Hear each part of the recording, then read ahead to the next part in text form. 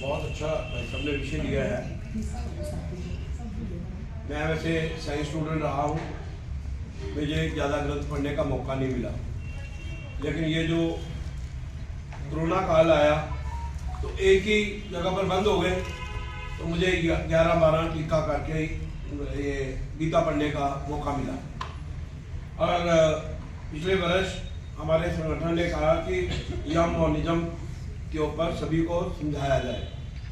17वां अध्याय का 14, 15, 16 नंबर श्लोक है, उसका मैंने विस्तृत अध्ययन किया और एक पुस्तक भी निकाली है, मैं भाई सबको दूंगा। और हमने एक सप्ताह पूरे पंजाब का इसके ऊपर वर्ग लगाया, लेकिन इसके ऊपर सावधानी एक रखनी है।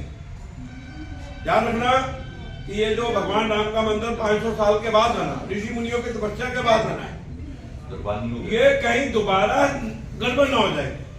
हमारे ग्रंथों का दुरुपयोग करते हैं, जैसे भाई साहब ने एकलव्य वाली उदाहरण बताई है, वहां पर अहिंसा बताया गया है, अहिंसा परमो धर्म।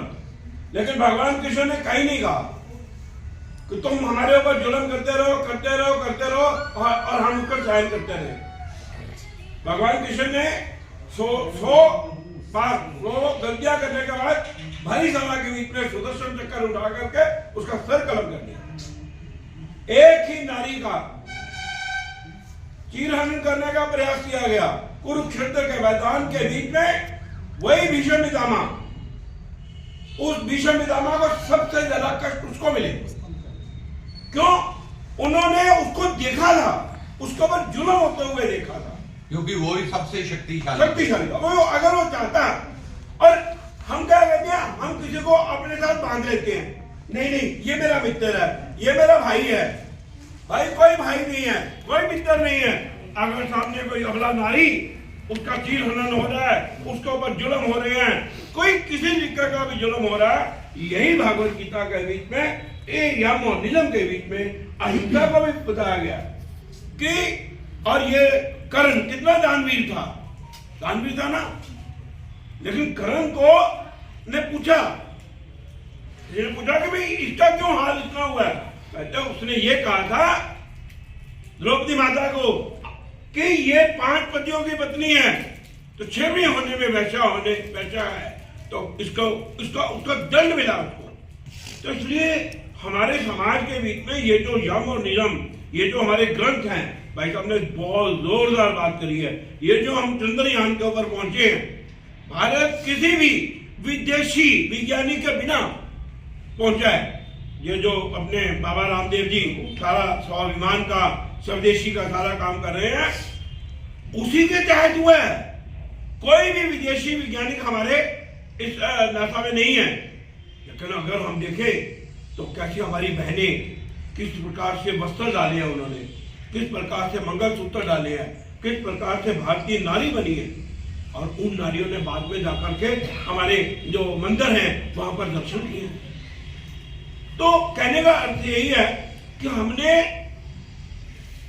ये जो सारी बातें हैं ना, भागवत गीता है, मैंने लिखने का भी मौका मिला मेरे को भाई साहब, और मेरे 15,000 फॉलोअर्स भी हैं।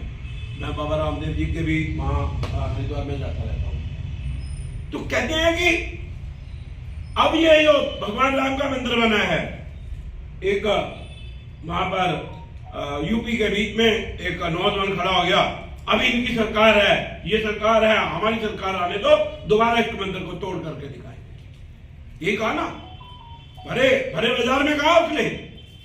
क्यों कह सका? क्योंकि हम हर समय सो जाते हैं, हम सो जाते हैं। 500 साल भारतीय इस समाज को लगे दोबारा रामचंद्र जी को अयोध्या में लाने के लिए। एक बार सोचो, अयोध्या से गए क्यों थे, और एक बार सोचो वो वापस क्यों इतनी देर के बाद आए, क्यों माफी मांगनी पड़ी देश के प्रधानमंत्री को। माफी मांगी उन्होंने भगवान राम से कि हमको 500 साल लग गए। इसलिए ये जो अपने योग केंद्र चल रहे हैं, मैं सभी योग केंद्रों में जाने का मेरे को सौभाग्य भी प्राप्त होता है। मैं कहना योग तो कराओ, लेकिन भारतीय संस्कृति के ऊपर रोज 10, 15, 20 मिनट अवश्य लगाओ। सबसे मजबूत इकाई हमारी कौन सी है? परिवार। और आज मुझे खेद के साथ कहना पड़ता है, अगर ऐसा ही रहा तो ये राम मंदिर ज्यादा देर बचने वाला नहीं है। क्यों? हमारे परिवार ही टूट रहे हैं। अगर परिवार ही टूट गए, और सबसे बड़ी बात यह है पंजाब के बीच में भाई साहब, पति पत्नी ही आपस में इकट्ठे नहीं रह रहे। डाइवोर्स जिसका नामो निशान संस्कृत में भी नहीं है, हिंदी में भी नहीं है, कहीं नहीं है। डाइवोर्स हिंदुस्तान में कहीं नहीं है, लेकिन सबसे ज्यादा हो रहे हैं। शादी मेरी फैक्ट्री में 2 बेटियां काम करती हैं, डिवोर्स फिर हर जगह पर। मैं और बताता हूं आपको, हर जगह, हर जिले में 10 में से हर जिले में 2 अदालतें इस काम के लिए लग गई हैं। तो अपना सारा जोर, भगवान राम ने युद्ध क्यों जीता, रावण ने क्यों युद्ध हारा, ये ध्यान रखना चाहिए। राम ने युद्ध जीता अपने परिवार की मजबूती के कारण। लक्ष्मण मूर्छा हो गई तो सुमित्रा माता ने कहा, भाई तैयार हो जाओ शत्रुघ्न, एक भगवान के साथ काम आया है, तो तुम तैयार हो जाओ और तुमको जाना है वहां पर।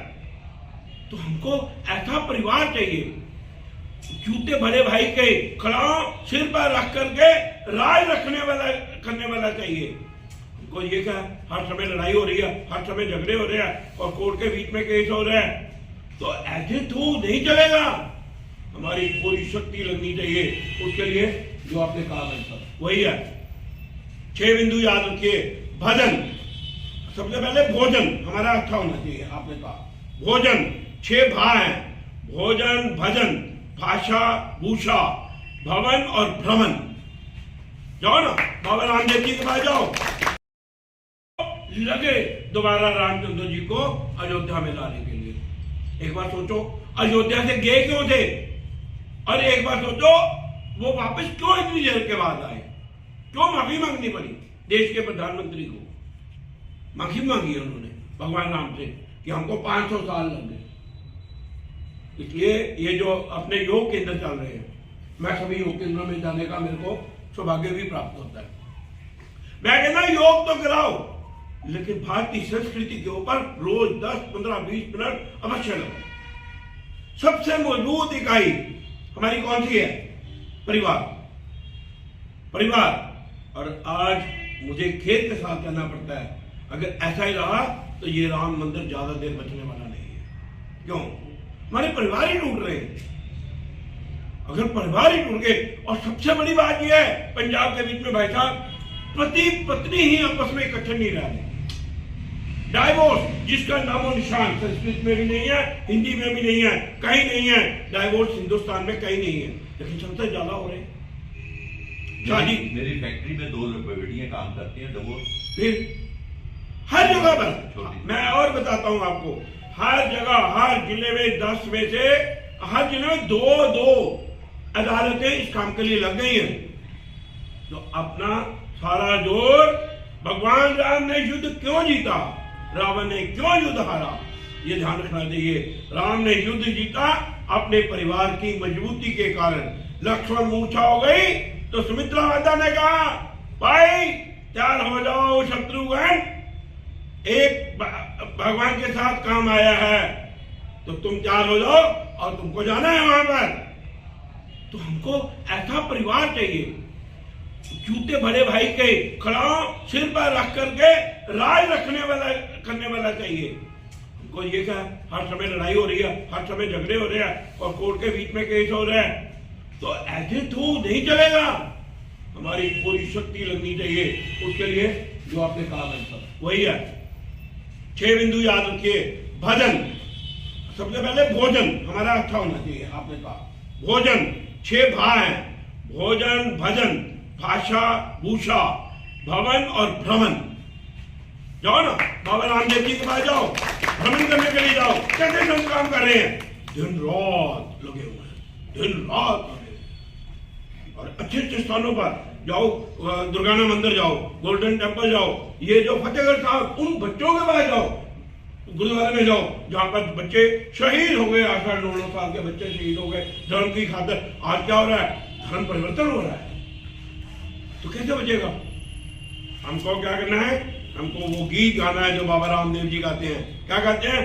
देश आप भी बोलेंगे, देश हमें देता है सब कुछ, देश हमें देता है सब कुछ, हम भी तो कुछ देना सीखे, हम भी तो कुछ देना सीखे। सूरज हमें रोशनी देता, सूरज हमें रोशनी देता, हवा नया जीवन देती है, हवा नया जीवन देती है। भूख मिटाने को हम सबकी, भूख मिटाने को हम सबकी, धरती पर होती खेती है, धरती पर होती खेती है। औरों का भी हित हो जिसमें, औरों का भी हित हो जिसमें, हम ऐसा कुछ करना सीखे, हम ऐसा कुछ करना सीखे। देश हमें देता है सब कुछ, देश हमें देता है सब कुछ, हम भी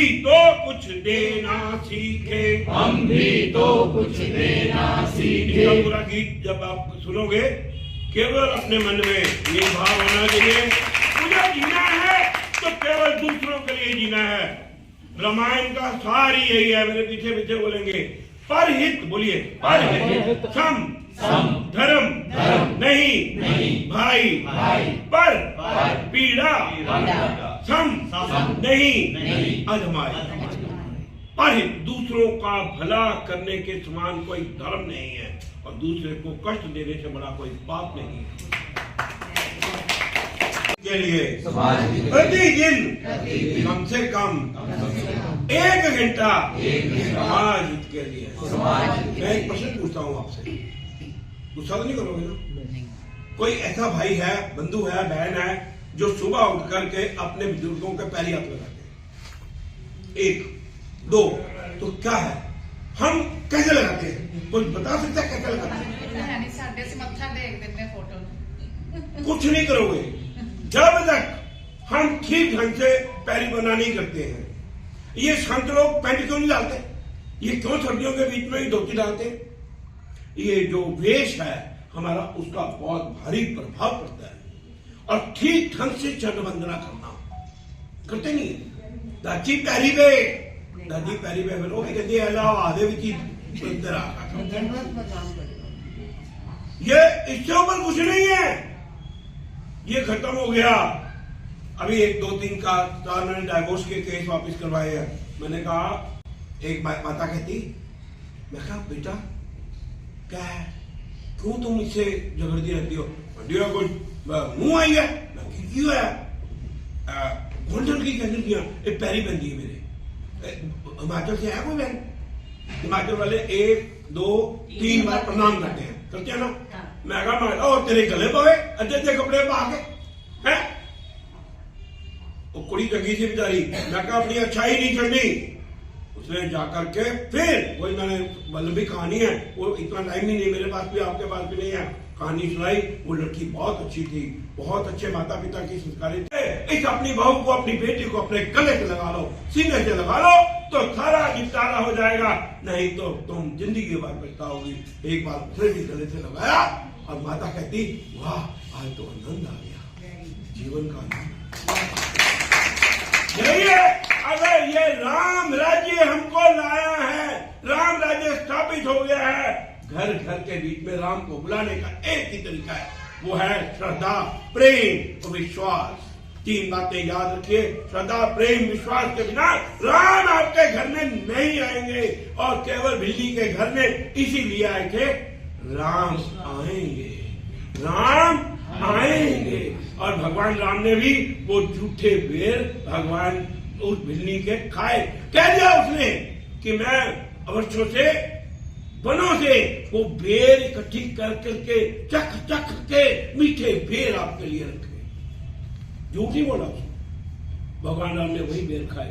हमारे समाज के बीच में छुआछूत खत्म होनी चाहिए, ऊंच नीच खत्म होनी चाहिए, अमीरी गरीबी खत्म होनी चाहिए।